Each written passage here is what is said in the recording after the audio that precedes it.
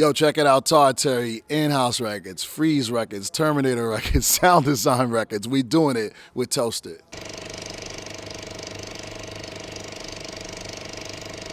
Todd Terry, welcome to Amsterdam. What's up? What's going on? How you doing? Glad to have you here, man. Hey, talking about the Amsterdam Dance Event, how important is it actually for you guys? Well, right now it's become like the high point of the dance music industry to me. I think that Winter Music Conference, they lost their luster. They started not backing up the DJs that really made it happen 20 years ago. They just started treating people badly with their badges. They couldn't get in clubs. They couldn't do this. You can't do this. You can't do that. Can't do this. They kind of took the fun out of it. Hotels charging too much money. I think people here are a little bit more reasonable in getting you here and you having fun. I think they see the longevity of it. It's a lot better. Is it also, business-wise, a good thing for you to come here? Yeah, well, all the real good business people are out here. I think that they're networking just like we're networking. So it's everybody's building with each other. It's not just you come here and you're just gonna get a check. It's like you come here to get a check for a long time. So you wanna make as many good friends as you can and just keep it rocking. Hey, of course I've been delving into your history, and of course we've been listening to your music for, well, I'm an old guy, so I can say decades. What really struck me was fun is like normally what you do see is a lot of DJs got into music because of hip hop, started spinning records, yes. Which was of course for you partially true as well. Yeah, yes, definitely. But I loved the Italo disco, the Italo disco thing that actually got you into dance. That's not a lie? I mean, that's true. Yeah, it's definitely the truth. I come from tons of different music. I come doo-wop. My cousins and stuff like that. They played funk and soul, and I'm listening. We're dancing around, doing our James Brown dance. So those were our idols. So I come from that into disco and Donna Summer and everything. You grew up with all types of different music. Hey, we've been talking to a lot of DJs, different ages, different styles, different genres, different countries. A couple of lessons that we actually had from this particular ADE is a lot of people are starting their own labels. Yes. Starting your own label it's a lot of work. It's more like social networking. It's almost like you should social network your label before you start it. Like, let everybody know that you're here and then start putting records out, because building it up record by record by record by record is very hard to do. And with the beat ports and the track source and making sure you get a banner and charting and stuff like that, it's just labels are a lot of work. Because even now we're ready to go branch out to a bigger label, because we can't handle it. It's only like 4 of us, and to really do it out there, you need like 60 people. Like, Todd's the best. This record's great. Oh, chart my record. So you need that type of machine behind you, and it's like we can't handle it. We got all the good records. We're charting, but if we had the next level of people and infrastructure, we could be the next level in a day. You have.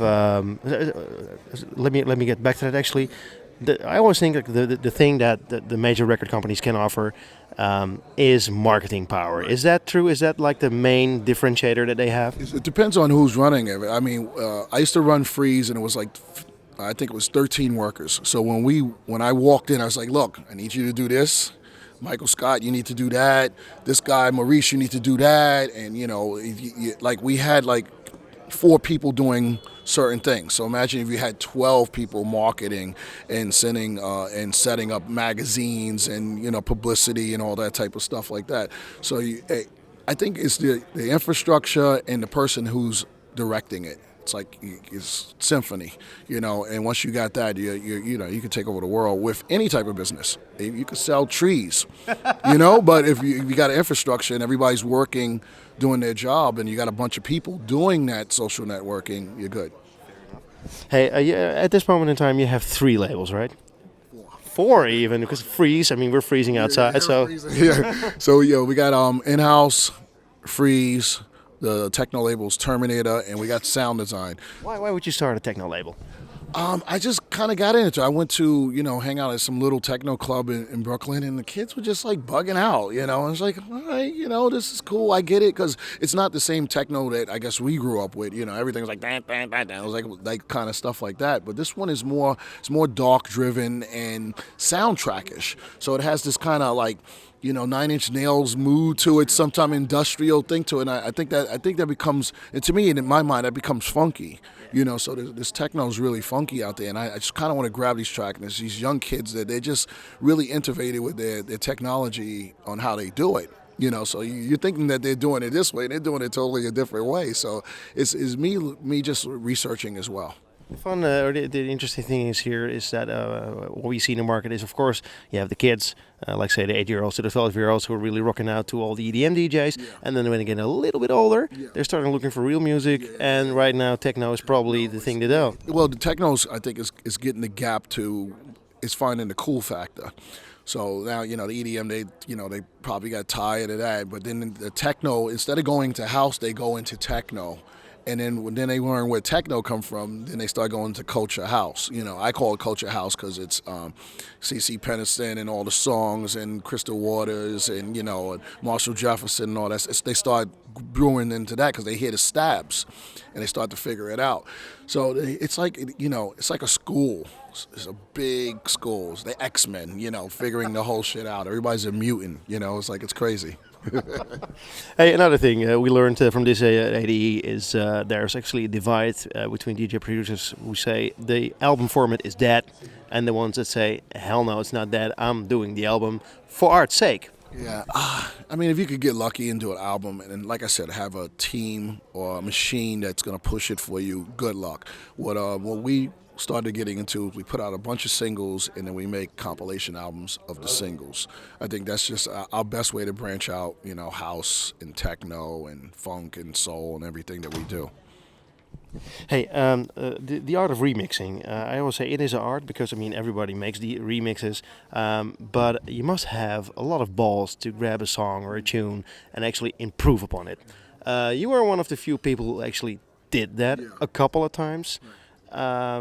It must be tough, right, to do a good remix? Well, you're trying to please the artist and the label, and yourself at the same time. So what my angle to it was to stick to the song. So I really love to stick to the format of the song, just change the speed, put a beat, a bass line, and whatever tickle keys in the chorus. That was just always my concept. I really like to stick to song structure, and then my dub, I can rip it apart. So give them the best of both worlds, because I do want that record played on radio so they could check out the next one I do. So, I always try to make a radio pop and not, if I could. Did you realize that the missing remix you did was going to be so massive and actually was better than the original? I believe, like I said, I believe in songs. It was a great song. It had great character to it. And, when a song is telling a story, I'm always going to go for that. I think that I came, from songs. I came from great songs. You name it, Rochelle Fleming, all that type. I really like songs. So, when I messed with that record and I got really into it, I was like, oh, this could be really big. And, played for the label. They wasn't sure, of course. But I knew there was something special there. We teamed up with Danny Tenaglia in London a couple of months ago. Talked about the situation of the music scene, of course.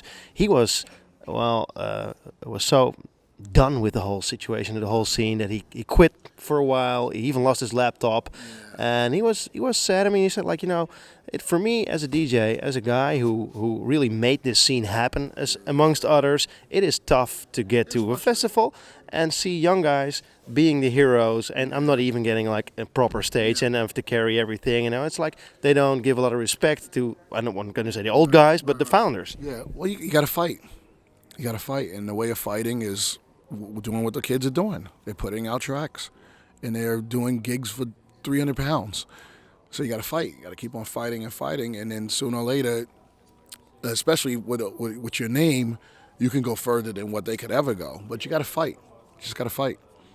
Hey, to wrap this up, because we're freezing our balls off here, people. To be honest, especially for you, because you must be used to living the Mediterranean lifestyle, right? I just go for it, man. go for it all. Hey, but you are. I'm kidding, of course. But you were living in the Mediterranean almost for now, I think, a couple of months. Ibiza resident. I did the whole summer in Ibiza and just went back and forth. And something for a New York guy. Right? No, it was great. The last 3 years has been really big for me with the Sankeys, Glitterbox, Pasha as well. It's just been You know, that's what it was. What it's really all about. Because I'm getting to play old school house, and then I'm getting to play new school house, and then Pasha, I'm playing everything mixed together. So it's just like you're getting to, figure it all out. You're like, oh, this is what I play here. I only play this here. This is what I play here. That's what I is. So that makes it fun because the kids like a certain type of warp bassline stuff. I give them that and Sankey's, Glitterbox, old school house, and funk and soul. It's just a great thing. You did about 80 gigs, right, last year? And It was like 37 gigs. It was crazy for the summer. One of my biggest summers last year, this year, the year before. So I just kind of stuck to my guns. I stuck to house. Even when everything was doing all this other stuff, I just felt as though the house was gonna win. And you did. Thank you. Quality prevails. Hey, last question. One of the most anticipated parties of the year is, of course, New Year's Eve. To quote Tom Morello that we did an interview with a long time ago, he said, well, New Year's Eve is either you're going to be with friends or family, or you're going to be naked with a gun in Bali. What do you I've had some weird New Year's Eves, whatever, but I like going out. I haven't been home in ever. So we're already booked for New Year's right now. I don't even know. I don't even know. It's Costa Rica or something weird or whatever. But I was going to go to Australia, but what I did is I took the lower gig because I didn't want to go so far. Because I want to get back. My daughter's birthday is on New Year's, so I want to get back to her New Year's Day, and so when family comes into the mix, you want to try to see them as well too. So so it's a lot of degrees of DJing and being in the industry. You have family, keep your health up. Eat well. You try to do a little bit of everything. What does 2017 hold for Todd Terry?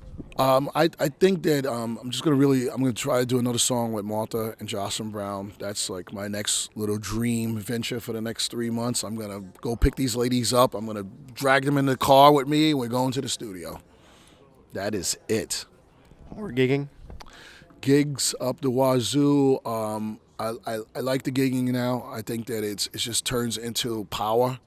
I just got a little bit of a power thing going on now because I'm playing old songs and other people can't. So I'll take a complete advantage of it. That's why I can just play these old ass records and it works only for moi. Nobody else can do it. So I'm really proud of that. How can I be on your labels? One of them. I mean, you have 4. So Sing, man. Can you sing and dance? I can't do shit. But I mean, if I was watching this, I'm like the worst to be on your label. You don't want anything to do with me, man. No, but there must be some guys with talent, girls. Work on it. No, you can send records to DJ Todd Terry at Gmail. Partner Bill Cladd. We listen to records. Jamie, we listen to records. Alexander Technique, Junior Sanchez, everybody. We all listen to records and we vibe off each other and we pick what's right for everybody. Thanks so much for your time. You got it, brother. Yeah.